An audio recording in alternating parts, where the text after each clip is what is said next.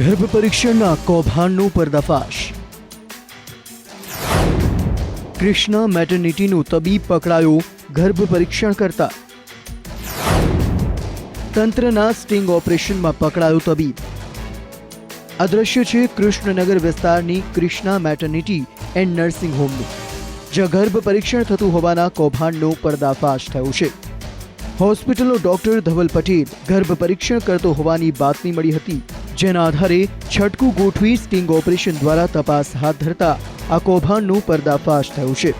સાંભળો, ખુદ ડોક્ટર પોતાની ભૂલ સ્વીકારી રહ્યો છે અને તે કેવી રીતે ગર્ભ પરીક્ષણ કરતું તેની પણ વિગત આપી રહ્યો છે। हाँ गुनो है, स्वीकार्यो मैं गुनो, मैं लखीन पण आपी मारो गुनो छे एवो અને આપે કર્યું છે। હા આ ગુનો કર્યો છે। हाँ ખબર છે કે कबूल कर्यो।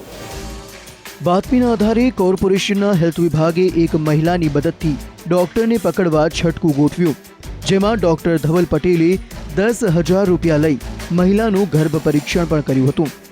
ગર્ભ પરીક્ષણ બાદ આરોગ્યના અધિકારીઓએ હોસ્પિટલમાં દરોડા પાડ્યા હતા અને સોનોગ્રાફી મશીન સીલ કરી જરૂરી દસ્તાવેજો કબજે કરી તબીબ વિરુદ્ધ કાર્યવાહી શરૂ કરી છે।